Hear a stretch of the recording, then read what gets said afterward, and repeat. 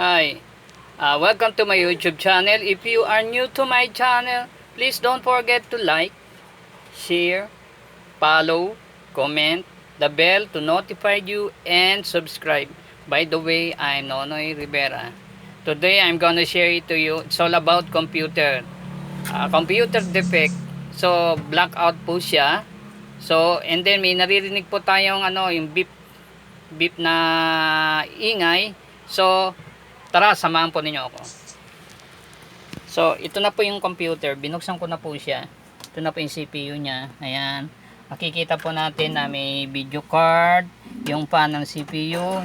Ito yung video card, ito yung memory, ito yung hard disk. Tinanggal ko yung connection ng document para sa hard disk. Para hindi ma-repress natin ito, ma-preserve natin yung laman ng document. Kasi kung puro testing tayo, baka masira yung document ng hard disk, baka mag-format tayo, mawala. So sana hindi nawala. So memory po ito. So testing na po natin, i-on ko po. On ko na po siya. Yan, gumagana na po yung pan. So may narinig po tayong beep beep beep beep. Beep o alarm. So nag-i-indicate po siya, dalawa pong bagay na yan. I-indicate po siya kung sira itong memory o kaya video card. Basta may narinig tayong beep na alarm. Ganyan, beep beep beep beep. So hindi po nagbukas ang monitor natin. Hindi po nagbukas kasi wala tayong signal. Hindi nagpa-function itong CPU natin. Hindi nagpa-function yung CPU natin. So, i-repairin po natin. Nag-shutdown po siya. Ayan o, may hinto. So, meron tayong i-replace na 2 gig. 2 gig bawat isa. Ito po siya, 2 gig bawat isa. DDR3 din po to. Itong i-replace natin. At once na ni-replace natin po, nag-display na po. Display na po yung signal ng CPU. So, masasabi po natin na 100% defective ang memory. So, gagawin na po natin siya. I-pull out na po natin yan. I-replace na po natin. Tinanggal ko na po. Ni-remove ko na po sa CPU. So, ito po yung defective pag nag-function to.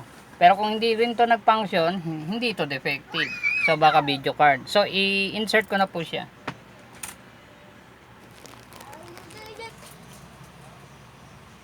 Nilagay ko po yung isang video memory, ito memory. Testing muna natin.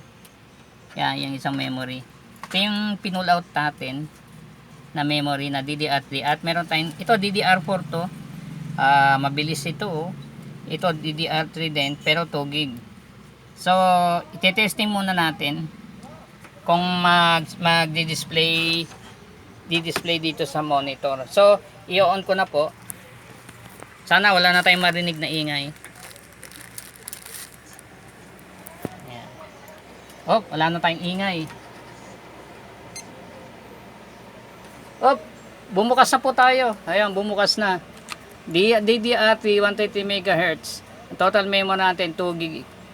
2 gig yan kasi 2048 MB. Ayan na po. Oh. Naghanap siya ng display ng hard disk. So hindi natin kinonek. So ibig sabihin nag-function po itong memory card natin. Kasi nagkaroon siya ng defect nito. So kaya maingay. So 100% na nakita na natin kung ano naging problem. Itong memory na 4 gig. So 2 gig po to, dadagdagan pa po natin para compatible po 4 gig. Kasi 4 gig itong ginamit nung kapitbahay namin. So i-insert din po natin itong 2 gig. Ito, in-insert ko na po yung pangalawang memory card. Ito na po siya. Dalawa na po sila. Ayan. Ayan, ito na po siya, isa, dalawa.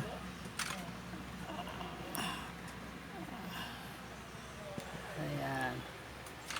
Kita ba? Ayun, oh. Ito na po yung green, isa, dalawa. Ito yung old niya na may problem, kulay pula.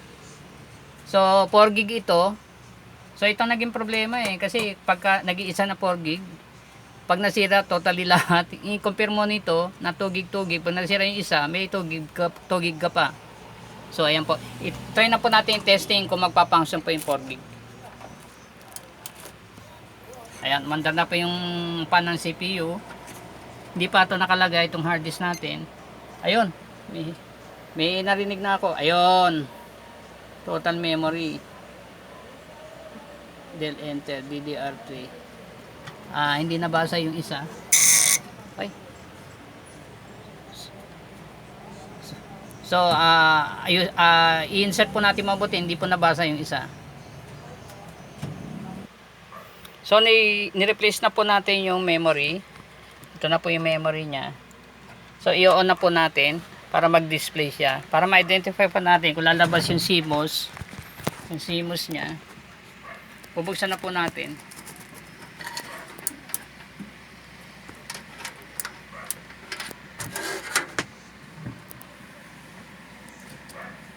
Wait lang.